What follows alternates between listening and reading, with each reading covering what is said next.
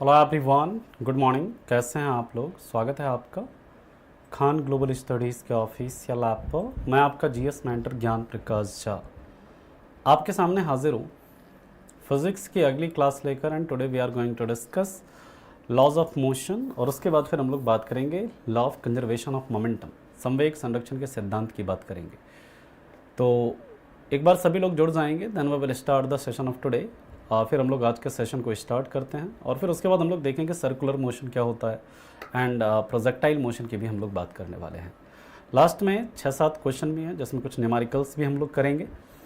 तो सभी को वेरी गुड मॉर्निंग। छोटू, रूही, पमी, जय किशन, रिशु, सोनी, सूरज, शिखा, लोकनाथ, श्रवण, अर्जुन, प्रीतम, चंदन, कमल, वंदना, प्रमोद। चलिए सभी लोग जुड़ चुके हैं, तो स्टार्ट करते हैं आज के सेशन को। आज हम लोग बात करेंगे सबसे पहले न्यूटन की गति का तीसरा नियम। दूसरा नियम हम लोगों ने कवर कर लिया था। आज हम लोग बात करते हैं थर्ड लॉ ऑफ मोशन। ठीक है, तो न्यूटन की गति का तीसरा नियम, यानी Newton's third law of motion. सबसे पहले आप लिखेंगे it is also known as action reaction law. इसे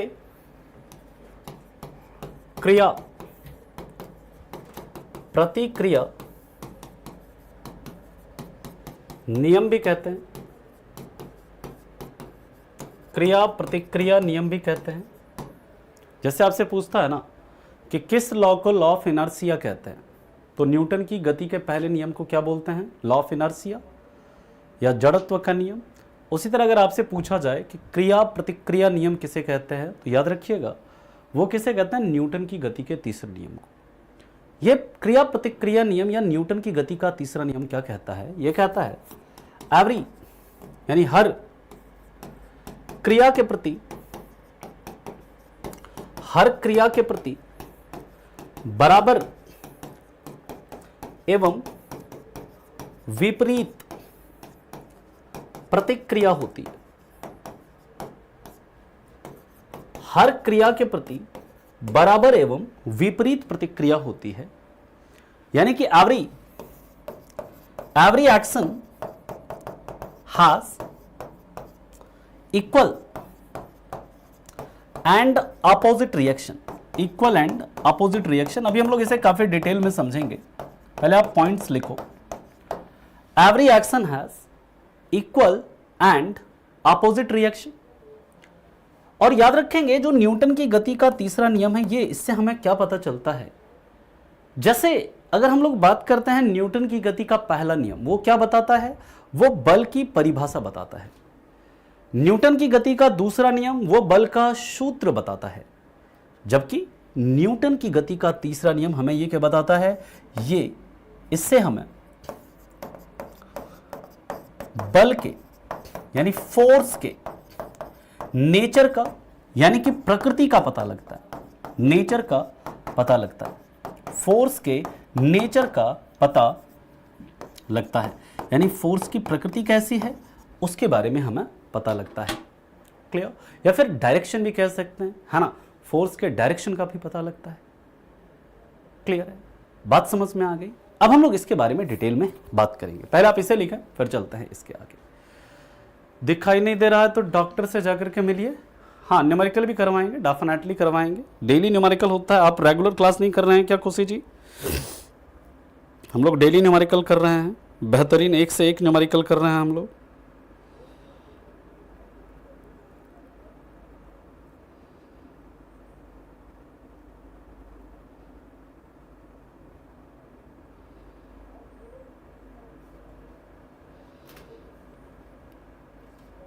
चला आगे।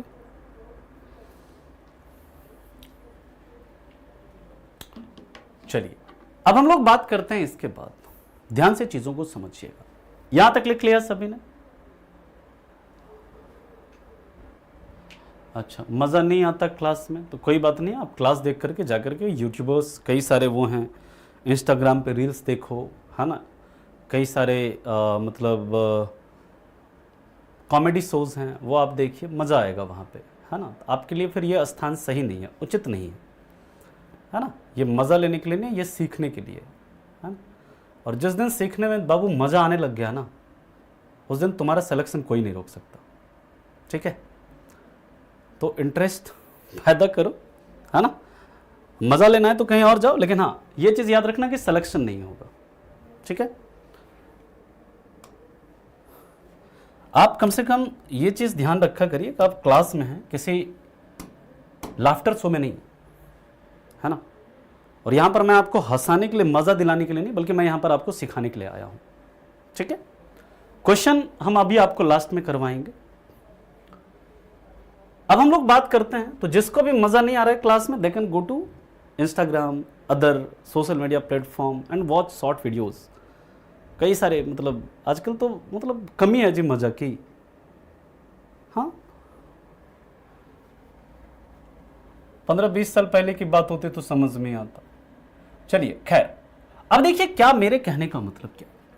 न्यूटन की गति का तीसरा नियम क्या कहता है। जैसे मान लीजिए ये कोई दीवार है, समझिएगा, ये कोई क्या है, दीवार है। इस दीवार पर मान लेते हैं कि कोई क्या कर रहा है, पुश कर रहा है इस दीवार को, और इस पर कितना न्यूटन लगा रहा है, फोर्स 50 न्यूटन का बल लगा रहा है। ध्यान से समझिए, ये कोई दीवार है, इस दीवार पर कोई क्या कर रहा है, 50 न्यूटन का फोर्स लगा रहा है, ठीक है। तो ये दीवार भी इसके ऊपर क्या करेगा, 50 न्यूटन का फोर्स लगाएगा, यानी कि इक्वल फोर्स लगाएगा, लेकिन किस डायरेक्शन में लगाएगा, अपोजिट डायरेक्शन में लगाएगा। जैसे मान लीजिए, ध्यान से समझिएगा, आप किसी को क्या करते हैं, ऐसे ऐसे थप्पड़ मारते हैं, ऐसे मारते हैं थप्पड़। मान लीजिए थप्पड़ आपने मारा, तो आपके हाथ में भी चोट लग रहा है। गाल में तो जिसको भी थप्पड़ मारेंगे उसके गाल में तो चोट लगेगा ही, ठीक है, लेकिन आपके हाथ में भी चोट लगता है। क्यों, कैसे। जैसे मान लीजिए कि अगर आप इसके ऊपर, गाल के ऊपर 10 न्यूटन का फोर्स लगा रहे हैं, तो आपने जो एक्शन फोर्स लगाया, वो कहां पर लगाया, गाल के ऊपर। लेकिन ये गाल जो है आपके हाथ के ऊपर क्या करेगा, रिएक्शन फोर्स लगाएगा। कितना, इक्वल डायरेक्शन में। इक्वल मतलब मैग्नीट्यूड का अपोजिट डायरेक्शन में लगाएगा, लेकिन यानी कि 10 न्यूटन का फोर्स ही लगाएगा, लेकिन अपोजिट डायरेक्शन में लगाएगा। आपको यहां से देखिए दो चीजें आपको पता चल रही है सर, दो चीजें आपको पता चल रही है। पहला, यानी कि न्यूटन की गति के तीसरे नियम से हमें दो बातें पता चलती है। न्यूटन की गति के तीसरे नियम से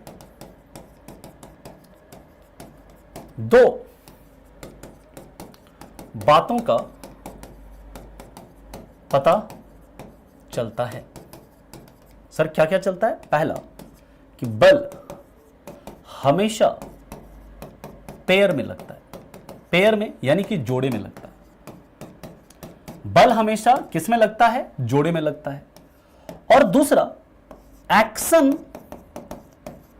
यानी क्रियाबल, एक्शन फोर्स, ध्यान से समझेंगे पॉइंट को। एक्शन फोर्स यानी क्रियाबल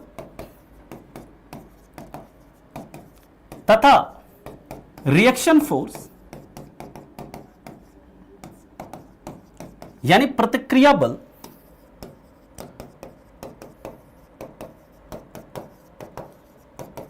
अलग अलग पिंड पर लगता है, अलग अलग पिंड पर लगता है तथा विपरीत दिशा में लगता है। तथा किसमें, विपरीत दिशा में यानी कि अपोजिट डायरेक्शन में लगता है। कहेंगे सर कैसे। तो जैसे मैंने आपको बताया, आपने इस वॉल पर 50 न्यूटन का फोर्स लगाया, 50 न्यूटन का फोर्स लगाया। किस पर लगाया आपने, वॉल पर। ये कैसा फोर्स है, ये एक्शन फोर्स है। तो जो भी ये आपके ऊपर भी, ये वॉल जो है आपके ऊपर, यानी आपने जो एक्शन फोर्स लगाया किसके ऊपर, वॉल के ऊपर। एक्शन फोर्स किस पर लग रहा है, दीवार पर लग रहा है। लेकिन वॉल आपके ऊपर विपरीत दिशा में क्या लगा रहा है, रिएक्शन फोर्स लगा रहा है। यानी कि रिएक्शन फोर्स यहां पर किस पर लग रहा है, वो आपके ऊपर लग रहा है। यानी कि बल जो है, आपको यह पता चला कि बल हमेशा किस में रहेगा, पेयर में लगेगा। और दूसरा कि जो एक्शन फोर्स होता है वो अलग बॉडी पर लग रहा है, रिएक्शन फोर्स जो है वो अलग बॉडी पर लग रहा है। जैसे दूसरी बात करें, ये एक टेबल है ना, ये एक टेबल है और इस पर एक किताब रखा हुआ है। इस पर क्या है, ऐसे एक बुक रखा हुआ है। कल हम लोगों ने एक क्वेश्चन भी देखा था। अब ये जो बुक है, इस टेबल के ऊपर मान लीजिए अगर क्या लगा रहा है, इसका जो भार है ये इस डायरेक्शन में लगेगा। टेबल के ऊपर ये क्या लगा रहा है, एक्शन फोर्स लगा रहा है, ठीक है। लेकिन जो यहां पर रिएक्शन फोर्स है, ये टेबल इस बुक के ऊपर क्या लगाएगा, रिएक्शन फोर्स लगाएगा। अखिलेश जस्ट वेट, अभी बात करेंगे दीवार गिर जाए तो क्या होगा, है ना, वहां पर भी उसकी भी चर्चा करेंगे, पहले समझिए, ठीक है। यहां पर याद रखिएगा जो एक्शन फोर्स है वो किस पर लग रहा है, वो टेबल पर लगा रहा है किताब। तो रिएक्शन फोर्स जो है वो टेबल किसके ऊपर लगा रहा है, किताब के ऊपर लगा रहा है। बात समझ में आए? यानी कि यहां पर जो एक्शन और रिएक्शन फोर्स है ये दो अलग अलग वस्तुओं पर, दो अलग अलग पिंड पर लगता है। और किस डायरेक्शन में लगता है, अपोजिट डायरेक्शन में लगता है ना, अपोजिट डायरेक्शन में लगता है। क्लियर है पॉइंट? यहां तक बात समझ में आ गई? बिल्कुल, टेबल जो है ये भी जमीन के ऊपर फोर्स लगा रही होगी, ये जमीन के ऊपर ये फोर्स लगा रही होगी डेफिनेटली, जो भी टेबल का भार होगा, ठीक है। अभी जब दीवार गिर जाती है तो क्या होता है, वो स्थिति हम लोग बाद में देखेंगे, ठीक है। अब इसके बाद की बात करते हैं। जैसे मान लीजिए आप क्या करते हैं, एक बॉल लेते हैं, दीवार पर आप ऐसे फेंकते हो, वो दीवार पर आपने मान लीजिए 20 न्यूटन के साथ बॉल को फेंका, तो वो दीवार क्या, वो जो बॉल है वो वापस आपके हाथ में आ जाती है। क्यों? क्योंकि जैसे आपने बॉल के द्वारा दीवार पर, बॉल जो है दीवार पर अगर मान लीजिए कुछ फोर्स लगा रहा है, तो दीवार भी बॉल के ऊपर उतना ही फोर्स लगा रहा है अपोजिट डायरेक्शन में, तो वो आपके उसमें क्या आ जाता है, वापस आ जाता है हाथ में। क्लियर? अब इसके बाद की बात करते हैं, तो इसके उदाहरण हम लोग देखते हैं। पहले आप लोग यहां तक लिखिए, फिर हम लोग इसके बाद इसका उदाहरण देखते हैं, ठीक है। ये एक लेक्चर और होगा, मे बी इसमें 1 लेक्चर और होगा मोर, उसके बाद हम लोग फोर्स पे मूव करेंगे, ठीक है। तो इसका उदाहरण देखते हैं हम लोग पहले। इसका उदाहरण बहुत इंपॉर्टेंट है, बहुत इंपॉर्टेंट है इसका जो एग्जाम्पल है, ठीक है। चला आगे, अगले पॉइंट पर मूव करें। इसका एग्जाम्पल देखें हम लोग।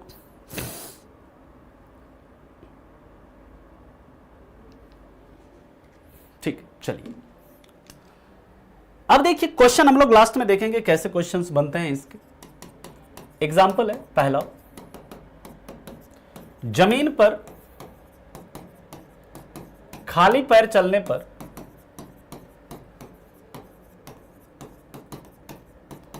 पैर में चोट लगना। जब आप जमीन पर खाली पैर चलते हो तो आपके पैर में क्या लगता है, चोट लगता है, क्योंकि आप जितना फोर्स आप जमीन के ऊपर लगाते हैं, जमीन भी आपके ऊपर उतना ही क्या करता है, फोर्स लगाता है ना। दूसरा याद रखिएगा, पानी में कूदने पर शरीर में चोट लगना। पानी में कूदने पर शरीर में क्या करना, चोट लगना। यानी कि जब आप पानी में कूदते हैं तो आपके शरीर में क्या लगता है, चोट लगता है। तो जितना फोर्स आप पानी के ऊपर लगाते हैं, पानी भी आपके बॉडी के ऊपर उतना फोर्स लगाता है, जिसके कारण आपको चोट लगती है। तीसरा, रॉकेट का लॉन्च होना।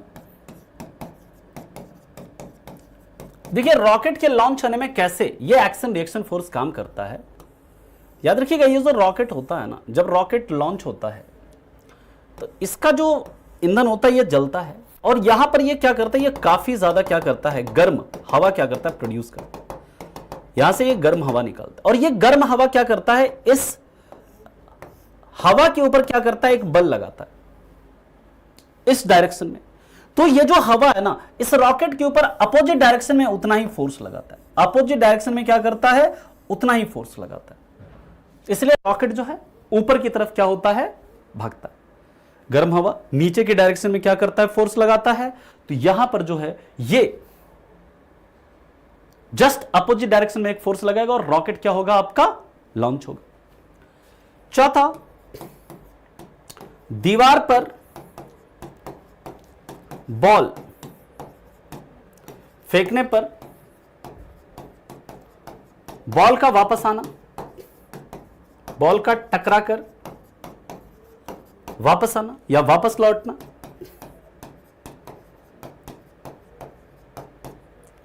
इसके बाद याद रखेंगे अगला एग्जाम्पल, ठीक है, अगला एग्जाम्पल, नेक्स्ट एग्जाम्पल की बात करते हैं। नाव से कूदने पर, नाव से कूदने पर नाव का या बोट से कूदने पर बोट का, नाव का पीछे हटना। यानी कि जब आप नाव से कूदते हैं, नाव पे आप चल रहे हैं, नाव से आप कूदते हैं तो नाव आपका पीछे हट जाएगा। तो वो भी किसका उदाहरण है, वो भी आपका एक्शन रिएक्शन फोर्स का उदाहरण है। ठीक है, इसके बाद छठा, बंदूक से गोली निकलने पर, बंदूक से गोली निकलने पर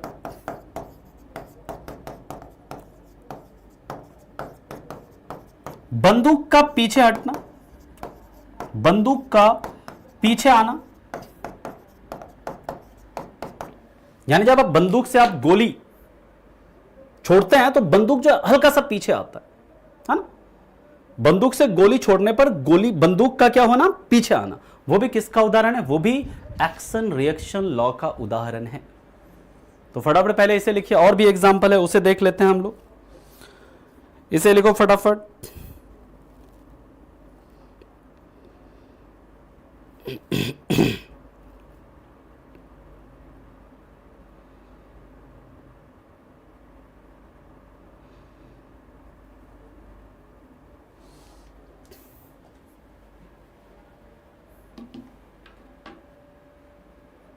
ठीक है, चलिए अब हम लोग बात करते हैं इसके बाद सातवां एग्जाम्पल। सातवां एग्जाम्पल,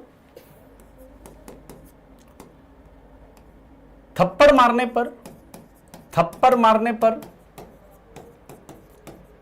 हाथ में चोट लगना, थप्पड़ मारने पर हाथ में चोट लगना।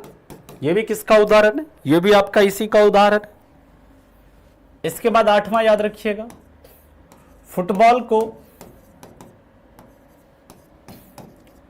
पैर से मारने पर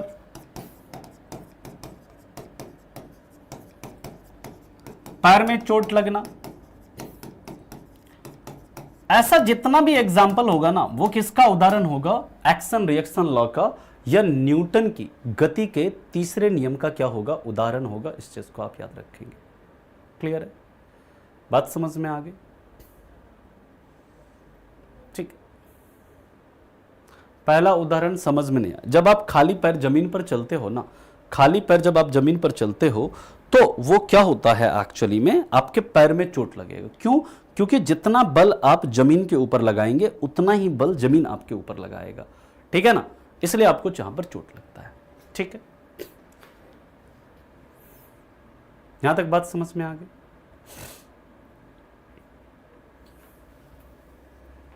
ठीक है,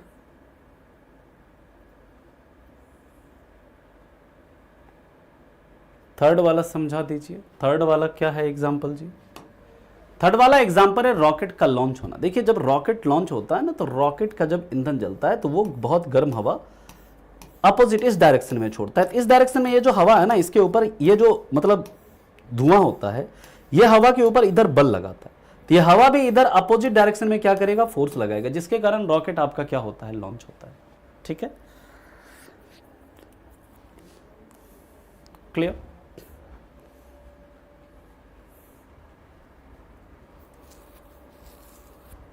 बिल्कुल, कांच का टूटना, यानी कांच को पत्थर से, मतलब पत्थर से कांच को, मतलब पत्थर से अगर कांच में मारते हैं तो कांच क्या होता है, टूट जाता है। तो वो भी किसका एग्जाम्पल है, एक्शन रिएक्शन लॉ का ही एग्जाम्पल। ठीक है, 6 नंबर क्या, बंदूक से गोली जब निकलती है ना, देखो बंदूक से जब गोली निकलती है तो बंदूक आपका पीछे की तरफ हटता है, थोड़ा सा हल्का सा पीछे हटता है, तो वो भी किसका एग्जाम्पल है, वो भी आपका न्यूटन की गति के तीसरे नियम का उदाहरण है ना। क्लियर है। अब सब एक एक आपको मतलब समझना है। दीवार पर बॉल को फेंकते हैं, बॉल को दीवार पर फेंकेंगे तो दीवार भी क्या करता है, बॉल के ऊपर एक फोर्स लगाता है जिसके कारण आपका वो वापस आ जाता है हाथ में। ठीक है, क्लियर है। पांचवा वाला, नाव जब चल रही है, नाव में आप क्या करते हैं, नाव जैसे चल रही है और नाव से आप कूदते हो तो नाव थोड़ा आपका पीछे की तरफ हटता है, क्योंकि आप जो फोर्स नाव पर, जैसे मतलब आप कूद रहे हैं तो जो फोर्स आप नाव के ऊपर लगाएंगे, नाव उतना ही फोर्स क्या करेगा, पीछे की तरफ अपना खुद क्या हो जाएगा, वो पीछे आ जाएगा। क्लियर।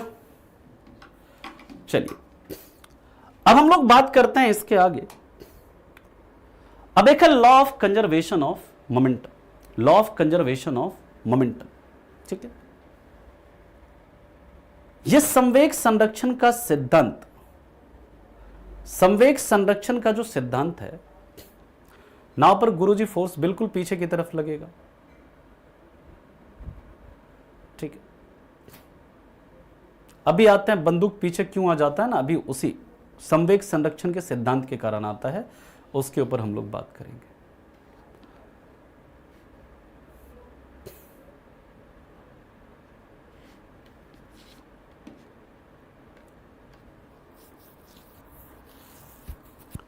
ये नाव अगर जमीन पर हो तो वो पीछे नहीं आएगा, क्योंकि वहां पर अगर बहुत ज्यादा बल लगाएंगे, क्योंकि उनके ऊपर क्या होगा, फ्रिक्शन फोर्स रहेगा, वहां पर काम करेगा। ठीक है, हाँ, कैच पकड़ते समय जो आपको हाथ में चोट लगता है वो भी इसी का उदाहरण है ना।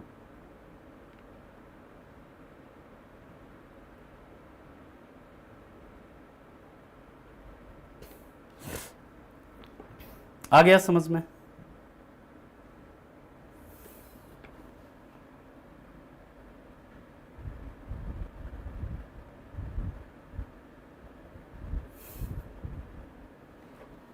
बिल्कुल, संवेग संरक्षण का जो सिद्धांत है वो न्यूटन की गति के तीसरे नियम पर ही आधारित है। ठीक, चलिए अब देखिए, जितना आपको आप लोग ना, अब क्या है, कई बच्चे यहां पर फालतू के सर ये कैसे वो कैसे होता है, आप लोग देखिए इरेलीवेंट चीज़ों पर मत जाइए। जितना मैं करा रहा हूँ ना इतना आप करिए।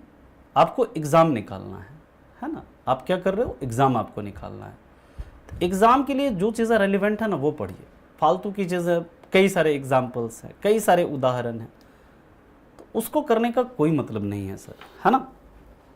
अब हम लोग बात करते हैं law of conservation of momentum की, यानी संवेग संरक्षण के सिद्धांत की। चलिए बात करते हैं क्या है संवेग संरक्षण का सिद्धांत, law of conservation of momentum, law of conservation of momentum, संवेग संरक्षण का सिद्धांत, संवेग संरक्षण का सिद्धांत। इसको बहुत ध्यान से समझना, बहुत कॉन्सेप्चुअल है ना, बहुत कॉन्सेप्चुअल है, ध्यान से चीजों को समझिएगा। अब आप मान लीजिए कि ये एक कोई पिंड है या कोई बॉल है, मान लीजिए इसका मास मान लीजिए क्या है, m1 है, और इसका जो वेग है वो है क्या, u1 है। समझिएगा ध्यान से, इसका जो वेग है कितना है, u1 है। ठीक, दूसरा यहां पर एक दूसरा पिंड है या दूसरा बॉल है जिसका मास क्या है, m2 है, और इसका वेग क्या है, u2 है। समझिएगा ध्यान से चीजों को। ठीक है,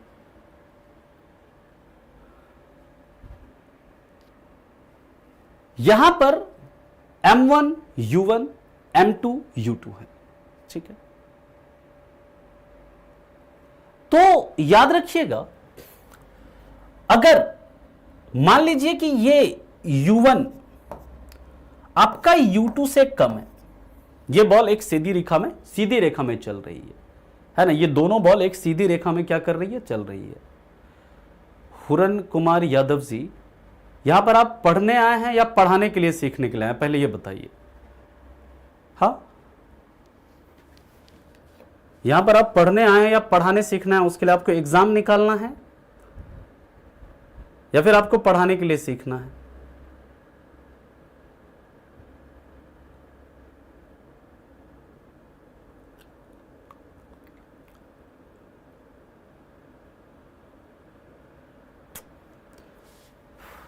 चलिए हम लोग बात करते हैं यहां पर। देखिए ये U1 जो है अगर U2 से कम है तो क्या ये बॉल इससे जाकर के टकराएगा? क्या ये बॉल इससे जाकर के टकराएगा, हाँ या नहीं? आप लोग बताओ।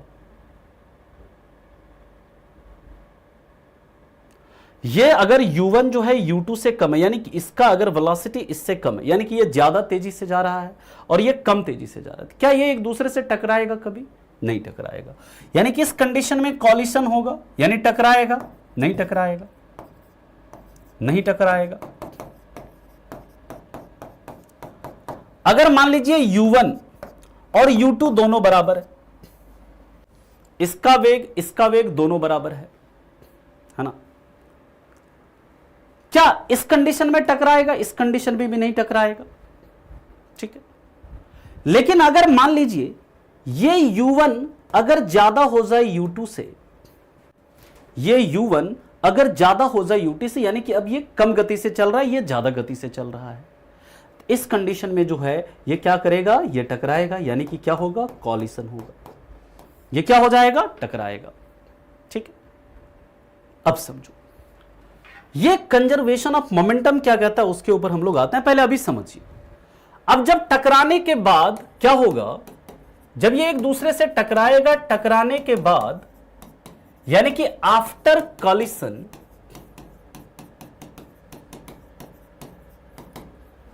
जब ये बॉल देखिए ये ज्यादा स्पीड से जा रहा है और ये जाकर के इससे टकरा गया, टकराने के बाद क्या होगा? इसका जो वेलोसिटी है वो क्या हो जाएगा? बढ़ जाएगा ना।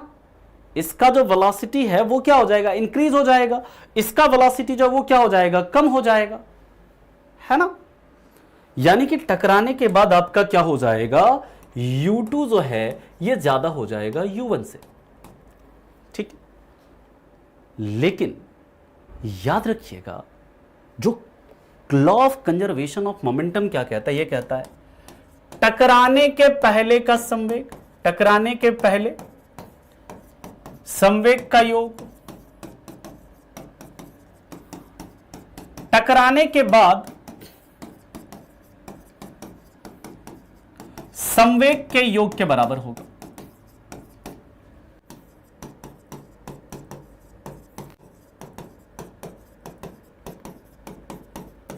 यानी कि यहां पर U2 ग्रेटर देन U1 मत करिए, इसको ये V2 ग्रेटर देन V1 करिए, क्योंकि जब टकराएगा, टकराने के बाद इसका वेलोसिटी जो है ना ये चेंज हो जाएगा। ये जैसे टकराएगा आफ्टर कॉलिशन,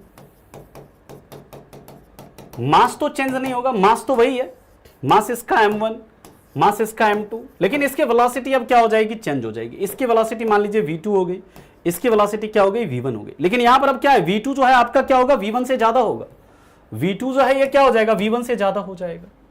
तो ये क्या कहता है? Law of conservation of momentum कहता है टकराने के पहले जो इसका संवेग होगा, इस दोनों का संवेग, टकराने के बाद भी इस दोनों का संवेग वही होगा। समझिएगा ध्यान से। यहां पर ये क्या कहता है? ये कहता है कि टकराने के पहले जो इसके संवेग का योग है, टकराने के बाद जो इस दोनों के संवेग का योग होगा वो क्या होगा? बराबर होगा। यानी कि जब ये टकराएगा तो ये अपना संवेग क्या करेगा? इसको क्या करेगा? ट्रांसफर करेगा। और ओवरऑल इस दोनों का संवेग जो है क्या होगा? टकराने से पहले और टकराने के बाद क्या होगा? बराबर होगा। यानी कि ये क्या कहता है? ये कहता है M1U1 plus M2U2 is equal to M1V1 plus M2V2। कहेंगे सर ये कैसे आया? आप जानते हैं कि संवेग का सूत्र क्या होता है? इसका संवेग क्या होगा बताइए? इसका संवेग होगा M1U1, इसका संवेग क्या होगा? M2U2, ये होगा ना। इसका संवेग क्या होगा? M1V1, और इसका संवेग क्या होगा? M2V2।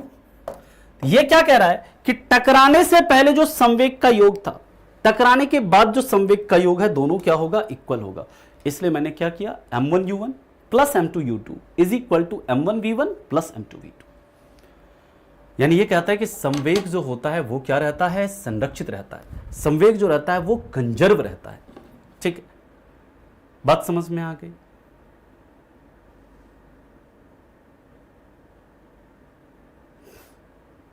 यहां तक कोई प्रॉब्लम किसी को?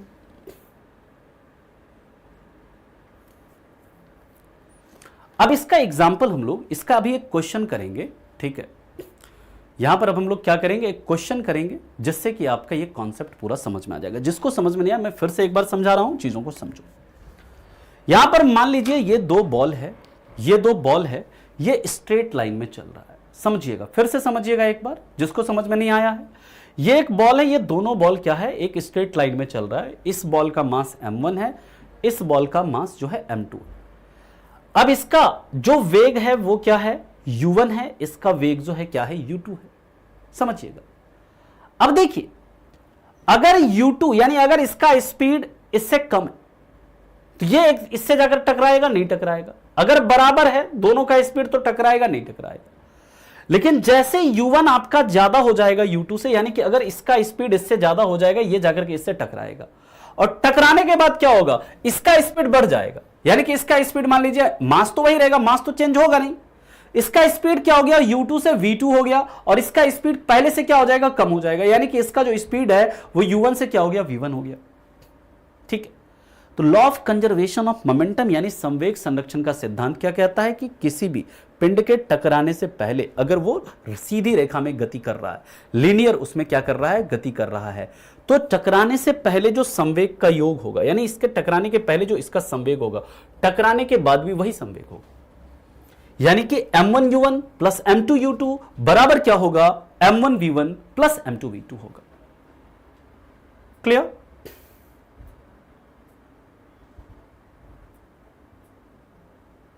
अरे विपरीत दिशा में कभी टकराएगा ये एक दूसरे से, हमेशा एक डायरेक्शन में रहेगा तभी तो टकराएगा ना। विपरीत दिशा, मान लो ये इस डायरेक्शन में जा रहा है, ये इस डायरेक्शन में जा रहा है, तो एक दूसरे से टकराएगा कभी। ठीक है,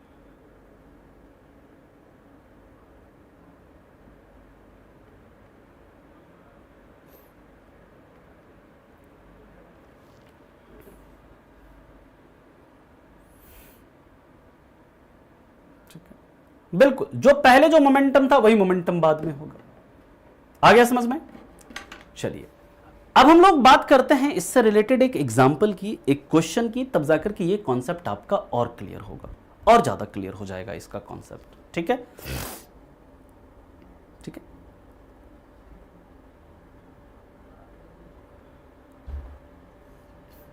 टकराने के बाद भी जो है ना संवेग क्या होगा, संवेग का मान वही होगा।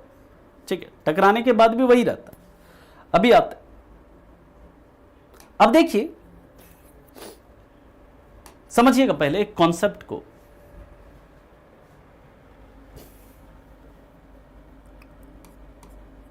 अब मान लो एक क्या है, यहां पर आपका एक ये गण है। ध्यान से समझना इस कॉन्सेप्ट को।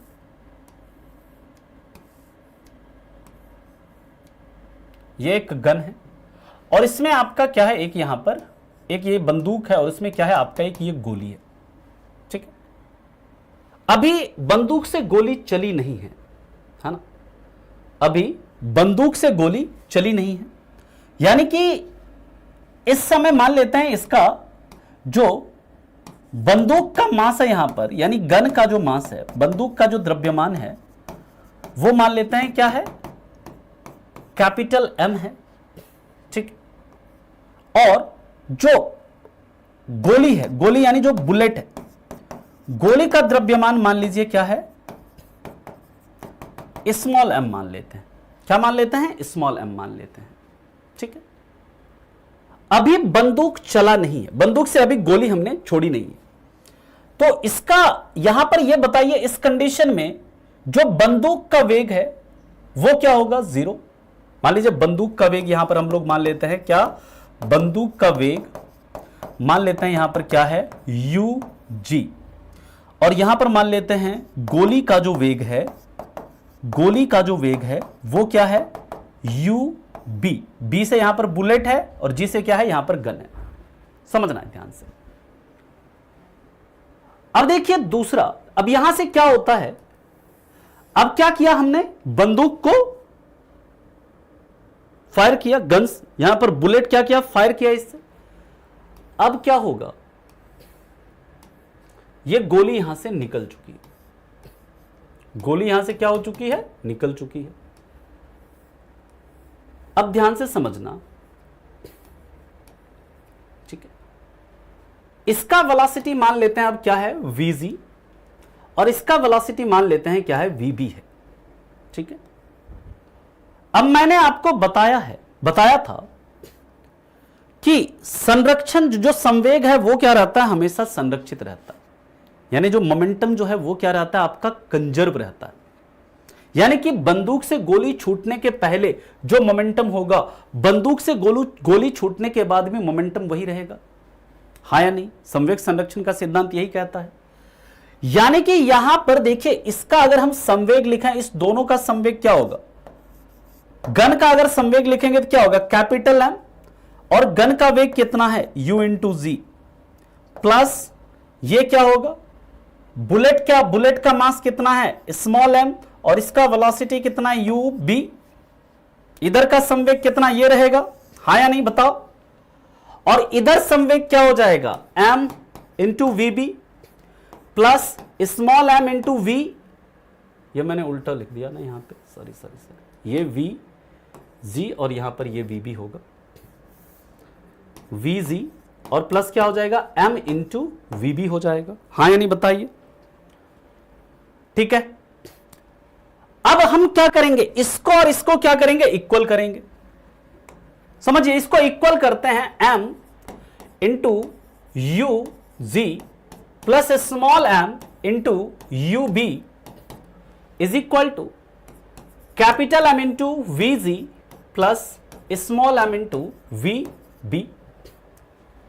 अब आप देखो, जब बंदूक छूटा नहीं, जब गोली छूटी नहीं है, दोनों का स्पीड क्या है, ये भी 0 है, ये भी 0 है, यानी इधर वाला जो पूरा ये 0 हो गया, ये भी 0 हो गया, बराबर क्या आ गया, m into V G plus m into V B. यहां से हम ऐसे लिख सकते हैं क्या, m इंटू वी जी बराबर m इंटू वी बी, ठीक है, यहां से minus m into V B, यहां से हम क्या vg बराबर ऐसे लिख सकते हैं क्या, minus m into V B बटे कैपिटल M। यानी कि यहां पर देखिए, आपको यहां पर क्या लगा हुआ है, यहां पर आपका नेगेटिव लगा हुआ है, नेगेटिव लगा हुआ है, इसका मतलब क्या है कि ये जो बंदूक जो है वो किधर आएगा, वो पीछे की तरफ आएगा। और ये जो वेलोसिटी निकला, ये किसका वेलोसिटी निकला, गन का वेलोसिटी हमने निकाला, किसके बाद, बंदूक से गोली निकलने के बाद। इसलिए जब बंदूक से गोली निकलती है ना, तो वो बंदूक हल्का सा किधर आता है, पीछे की तरफ आता है। ये इस जो वेलोसिटी होता है ना, इस वेलोसिटी को हम लोग क्या बोलते हैं, इस वेलोसिटी को हम लोग बोलते हैं रिकॉइल वेलोसिटी बोलते हैं। क्या बोलते हैं, रिकॉइल वेलोसिटी, या फिर इसे बोलते हैं हम लोग क्या, प्रतिक्षेप वेग बोलते हैं। क्या बोलते हैं, प्रतिक्षेप वेग कहते हैं। क्या बोलते हैं, प्रतिक्षेप वेग कहते हैं। फिर से आप इसे समझो, फिर से आप इसे समझिए। बंदूक था, बंदूक का द्रव्यमान है कैपिटल M, और ये जो इसमें बुलेट है उसका द्रव्यमान क्या है, स्मॉल m है। अब यहां पर बंदूक का वेग मान लीजिए मैंने क्या है, स्टार्टिंग में यूजी है, अभी रेस्ट में है, तो इसका यूजी है और इसका यूबी मान लिया। लेकिन जब बंदूक से गोली छूटी तो इसका वेलोसिटी जो है, बुलेट का वेलोसिटी क्या हो गया, वीबी, गन का वेलोसिटी मैंने मान लिया वीजी है, ठीक। अब संवेग संरक्षण का सिद्धांत क्या कहता है कि पहले जो संवेग होगा बाद में भी वही संवेग होगा। पहले इसका संवेग अगर हम लिखेंगे तो क्या होगा, अगर हम गन का संवेग लिखेंगे क्या होगा, m इंटू यूजी। बुलेट का संवेग लिखेंगे क्या होगा, स्मॉल m इंटू यूबी, इसको जोड़ दिया। और बंदूक से जब गोली छूटी उसके बाद संवेग क्या होगा आपका, capital M into v g plus small m into v b. और क्या कहता है, ये और ये क्या होगा, इक्वल होगा। हमने क्या किया, इसको इसको इक्वल कर दिया। अब आप जानते हैं कि बंदूक से गोली छूटी नहीं है, बंदूक से जब तक गोली छूटी नहीं है तो बंदूक का वेग और गोली का वेग दोनों क्या होगा, जीरो होगा। यानी इस कंडीशन में यूजी और यूबी दोनों क्या होगा, जीरो होगा। यानी कि ये भी जीरो हो गया, ये भी जीरो हो गया। और इधर क्या है, इधर तो कुछ ना कुछ इसका वेलोसिटी होगा, कुछ ना कुछ इसका वेलोसिटी होगा। तो यानी m into v g plus m into v b बराबर क्या आ गया, हमारा जीरो आ गया। यानी कि यहां से क्या आ गया, m इंटू वीजी बराबर माइनस स्मॉल m इंटू वीबी आ गया। तो यहां से अगर वेलोसिटी ऑफ गन निकालेंगे तो वेलोसिटी ऑफ गन क्या आया, minus small m into VB divided by क्या, कैपिटल M। अब इससे एक क्वेश्चन करेंगे और इससे क्वेश्चन करेंगे तो वो क्वेश्चन करने के बाद आपको पूरा का पूरा ये कॉन्सेप्ट भी समझ में आ जाएगा। अभी एक क्वेश्चन करते हैं, इसके बाद वो क्वेश्चन कर लिया तो उस क्वेश्चन को कर लिया तो समझिए कि आपका ये कॉन्सेप्ट क्लियर है। ठीक है तो पहले आप इसे लिखो। यहां तक किसी को कोई दिक्कत है, कोई परेशानी है तो बताइए, फिर हम लोग एक क्वेश्चन करते हैं। अभी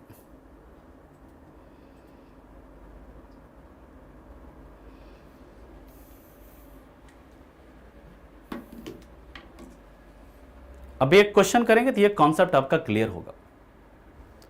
रेलवे में इस तरह का सवाल बन जाता है, न्यूमेरिकल इस तरह का पूछ देता है रेलवे में, है ना, याद रखिएगा, इसलिए आपको ये कराया जा रहा है। बहुत डीप है, बिल्कुल डीप है।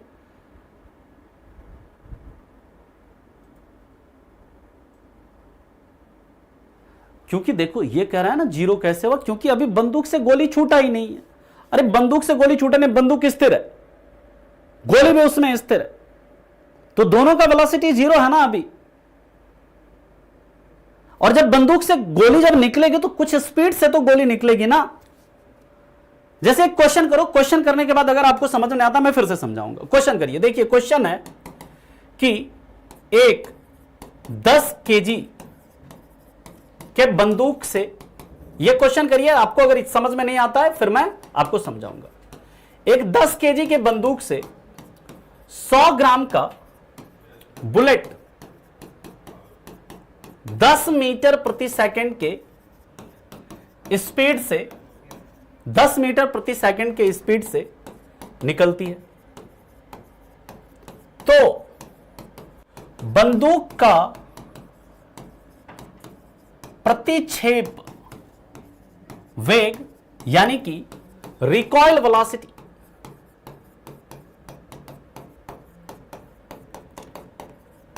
क्या होगा। अगर देखिए आपको ये कॉन्सेप्ट समझ में आ गया है तो आपके लिए क्वेश्चन जो है 10 सेकंड का क्वेश्चन है ये। अगर आपको ये कॉन्सेप्ट समझ में आ गया ना तो ये क्वेश्चन आपके लिए 10 सेकंड का क्वेश्चन है, 10 सेकंड में आप इसका आंसर निकाल लेंगे। हां, अगर कॉन्सेप्ट समझ में नहीं आया होगा तो फिर आपको निकालने में समस्या होगी। और यहां पर जो रिकॉइल वेलोसिटी होगी वो किस में, नेगेटिव में आएगी, है ना। अब करिए इसको, देखते हैं किसका किसका आता है। क्योंकि मास नहीं बदलता है ना सर। मान लीजिए बंदूक से गोली छोड़ेंगे तो क्या मास बदल जाएगा? मास हमेशा नियत रहता है, आप कहीं भी चले जाइए। अगर आपका मास अर्थ पर मान लीजिए 100 किलो, आप कहीं पर भी चले जाओ ना, आपका मास उतना ही रहेगा। मास हमेशा, किसी पदार्थ का मास जो है ना वो क्या रहता है, कांस्टेंट रहता है।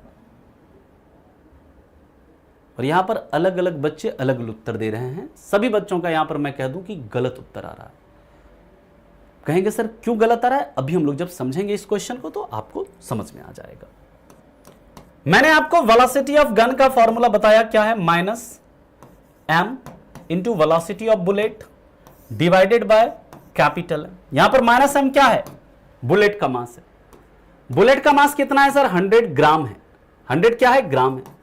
ग्राम को तो भाई साहब आप किलोग्राम में कन्वर्ट करोगे ना, ग्राम को किलोग्राम में कन्वर्ट करेंगे तो ये क्या करेंगे, हम इसको 100 को किस में कन्वर्ट क्या करेंगे, 100 को डिवाइड करेंगे किससे, 1000 से, तभी तो आपका ये किलोग्राम में कन्वर्ट होगा। तो यानी क्या हो जाएगा, -100/1000 गुने वेलोसिटी ऑफ बुलेट आपका दिया गया है कितना है, 10 है, डिवाइडेड बाय क्या हो जाएगा, m कितना है आपका, 10 है। ठीक है, अब इसको सॉल्व करिएगा तो ये कितना हो जाएगा बताइए, -1000/10 10,000, यही होगा ना। 1 2 3 1 2 3 कट गया, क्या आ गया -1/10 मीटर पर सेकेंड, यानी इसे लिख सकते हैं क्या -0.1 मीटर पर सेकेंड। आपने क्या गलती की? आपने गलती की कि वो जो ग्राम में दिया हुआ है बंदूक, किसका, बुलेट का वेट, उसको आपने किलोग्राम में चेंज नहीं किया। यानी आपको यहां से क्या पता चला? आपको यहां से पता चला कि जो बुलेट की स्पीड की अपेक्षा जो बंदूक का जो रिकॉइल वेलोसिटी होता है वो बहुत ही क्या होता है, कम होता है, बहुत ही क्या होता है, निम्न होता है ना। क्योंकि बंदूक की बुलेट की स्पीड कितनी है 10 मीटर पर सेकेंड, और उसका जो रिकॉइल वेलोसिटी है उसका कितना कम है, देखिए 0.1 मीटर पर सेकेंड। बात समझ में आ गई? क्लियर है पॉइंट? यहां तक किसी को कोई प्रॉब्लम, कोई समस्या? रिकॉइल को हिंदी में बोलते हैं प्रतिक्षेप, प्रतिक्षेप कहते हैं। वापस समझा देंगे, अगर किसी को समझ में नहीं आया है कोई बात नहीं, मैं फिर से समझा देता हूं ध्यान से, लेकिन समझना हर एक बच्चे को है, ठीक है। मैं फिर से एक बार समझा देता हूं, लेकिन समझना सबको है। देखिए मैं फिर से समझाता हूं कॉन्सेप्ट को। आपके हाथ में समझो क्या है, आपके हाथ में एक बंदूक है, उस बंदूक का मास कैपिटल एम है, मान लीजिए क्या है, कैपिटल एम है इस बंदूक का मास, और उस बंदूक में एक गोली है, उसका मास मान लीजिए क्या है, स्मॉल एम है। अब अभी आपने बंदूक को इस तरह का, अभी बंदूक से गोली छूटी नहीं है, तो दोनों का वेलोसिटी क्या होगा, इसका भी वेलोसिटी 0, इसका भी वेलोसिटी 0, ठीक है। यानी कि अगर हम इस दोनों का अगर निकालेंगे, अभी मोमेंटम निकालेंगे, क्या होगा, m into U G plus small m into U B, ये दोनों 0 है सर, तो इधर मोमेंटम क्या हो जाएगा, 0 हो जाएगा। लेकिन कह रहा है जब बंदूक से गोली निकलेगी, बंदूक से जब गोली निकलेगी तो किस स्पीड से निकलेगी ना, इसका कुछ ना कुछ तो स्पीड होगा। तो हमें पता करना है कि गन का स्पीड उस समय क्या होगा।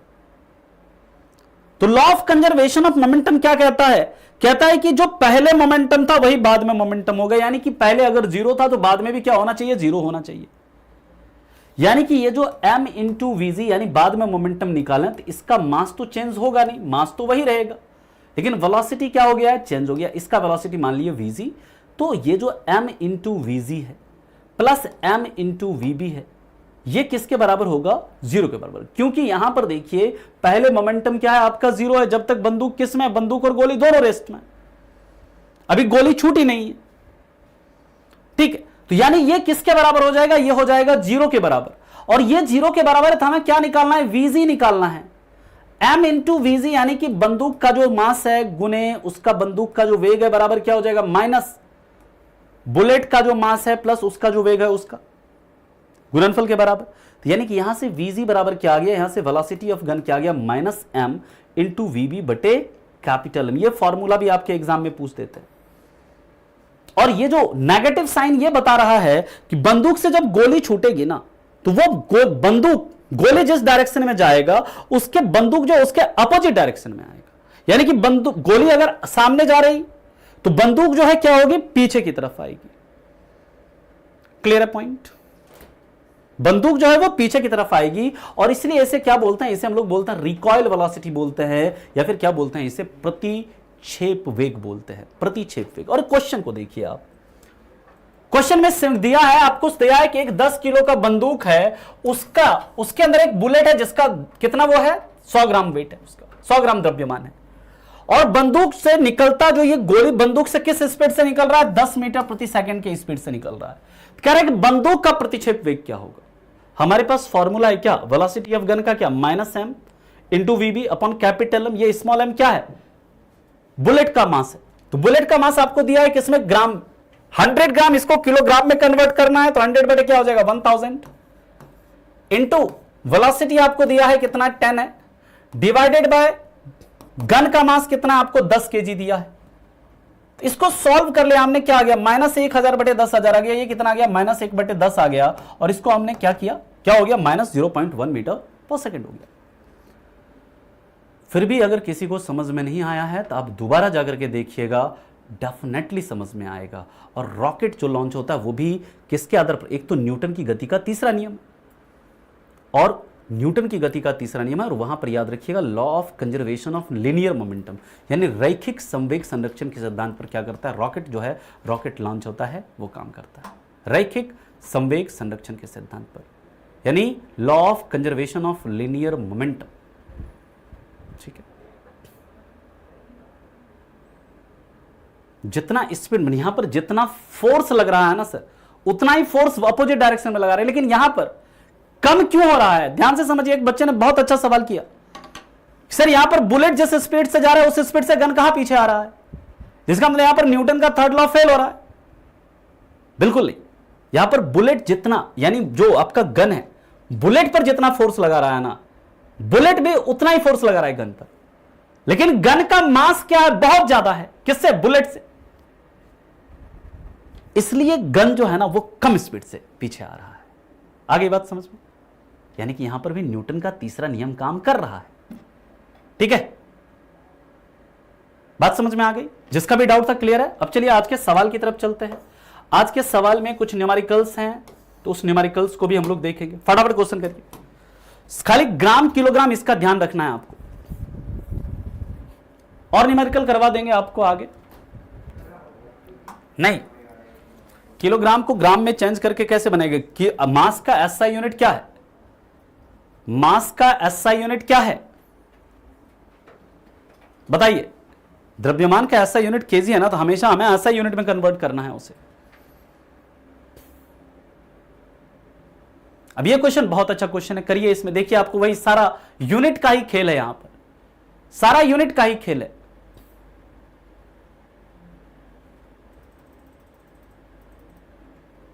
करो क्वेश्चन को फटाफट सब लोग।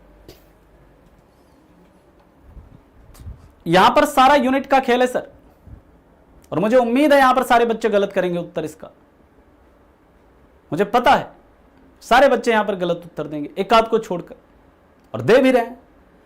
मैक्सिमम बच्चों का सही उत्तर आ रहा है 5 kg, लेकिन याद रखना ये गलत उत्तर है सर। कहेंगे कैसे सर? आप ही तो बताएं, मोमेंटम बराबर क्या होता है? Mass into velocity. मोमेंटम पूछ रहा है, मास दिया है क्या? मास हमें निकालना है, मोमेंटम दिया है, कितना दिया है? 250 ग्राम सेंटीमीटर पर सेकेंड।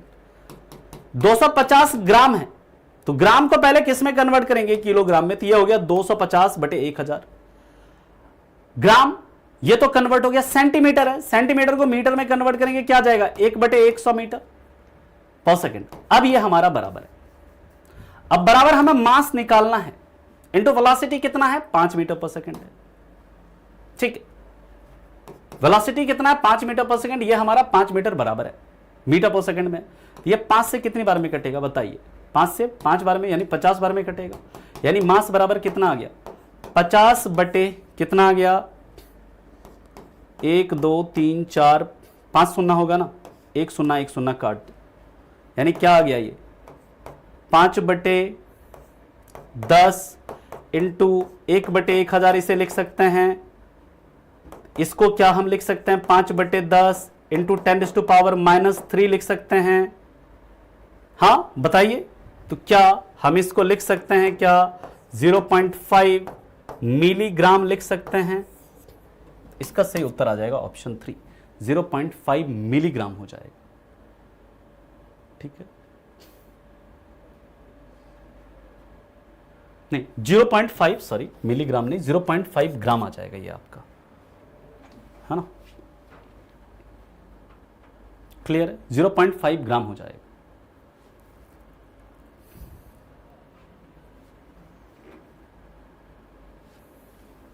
क्लियर है? अरे हाँ या नहीं बताओ? यहां तक सबको क्लियर हुआ?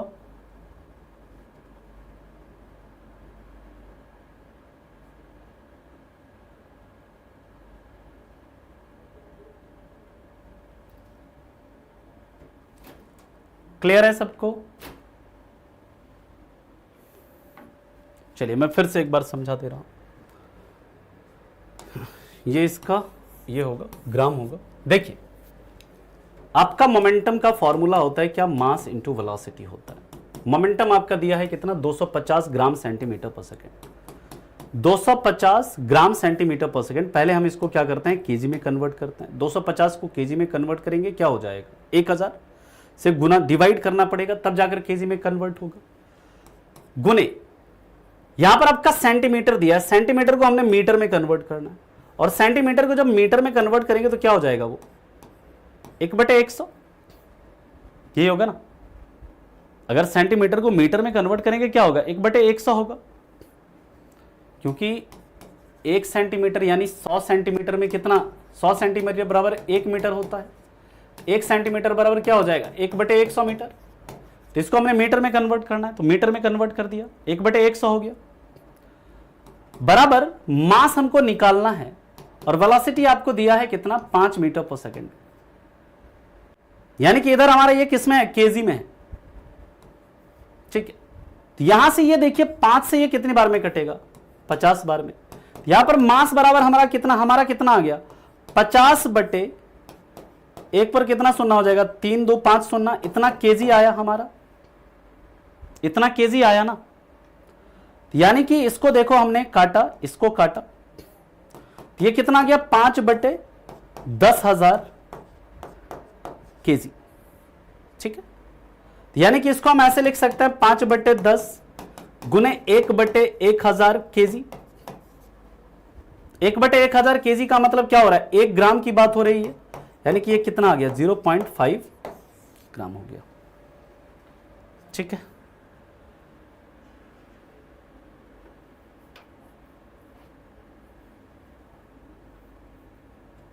क्लियर है पॉइंट।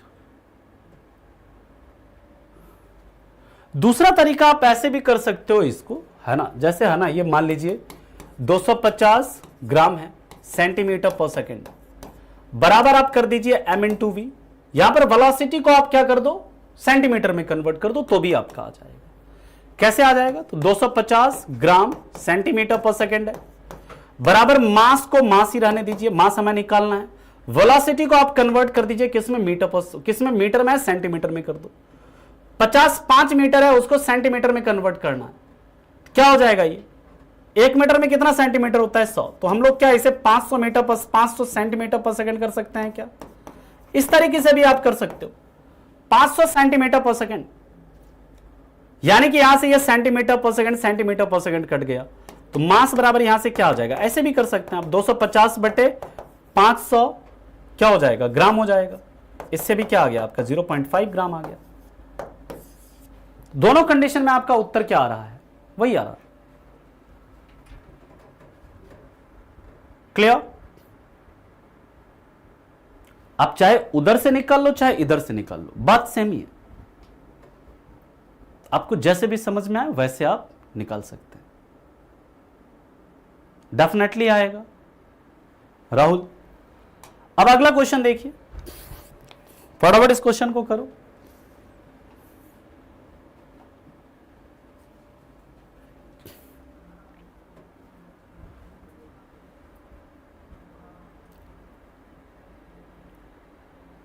क्या हो जाएगा इसका उत्तर,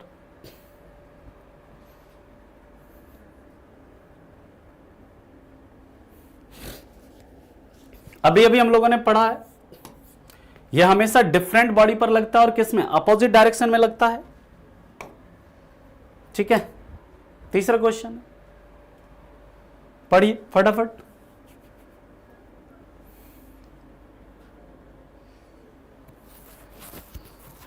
थर्ड क्वेश्चन है, पढ़ो, और जितना भी क्वेश्चन है ना, क्वेश्चन तुम लोग किया करो, है ना, अपने से भी क्वेश्चन खुद से किया करो। जो टॉपिक हम लोग पढ़ रहे हैं, कल जाकर के हमारा ये मोशन टॉपिक कंप्लीट हो जाएगा, फिर हम लोग फोर्स पर चलेंगे, ठीक है ना। इसका क्या उत्तर हो जाएगा, जब आपका अब ब्रेक अप्लाई होगा तो पानी किधर, आगे की तरफ जाएगा, आगे की तरफ गिरेगा, है ना, ठीक है। नेक्स्ट क्वेश्चन क्या कह रहा है, ये न्यूमेरिकल है, करो इसको, और संवेग से रिलेटेड न्यूमेरिकल है ये। छुट्टी आपका शुक्रवार से रहेगा, है ना, शुक्रवार शनिवार रहेगा छुट्टी। और तुम लोगों को सिलेक्शन लेना ना बहुत, तुम्हारे लिए छुट्टी होना ही नहीं चाहिए। हाँ, एक आध दिन जाओ, मेला उला देखो एक दिन। अब मान लो दशहरा 10 दिन है तो पूरा 10 दिन जाओगे मेला देखने, बाकी बच्चा तो पढ़ रहा है ना जी, कंपटीशन बढ़ रहा है ना, एक आध दिन मेला देखिए, एक दिन 2 दिन बहुत हुआ। यहां पर इसका सही उत्तर क्या है, क्या करना है आपको, पहले इसको मीटर पर सेकंड में कन्वर्ट करो। 36 गुना 5/18 कितना हो जाएगा, 18 से 2 बार में काटो कितना हो जाएगा, 10 मीटर पर सेकंड। इसको करो फिर से कन्वर्ट तो क्या हो जाएगा, 72 किलोमीटर पर आवर है। 72 गुना 5/18 कर दो, 18 से 4 बार में कट गया कितना हो गया, 20 मीटर पर सेकंड हो गया। पहले मोमेंटम क्या होगा, 1500 है, 1500 गुना कितना है, 10 है ना जी, यानी 15,000 केजी मीटर पर सेकंड, पहले मोमेंटम ये। बाद में मोमेंटम कितना, वेलोसिटी कितना हो जा रहा है, 20। 1500 गुना 20 कितना हो जाएगा, 30,000 केजी मीटर पर सेकंड।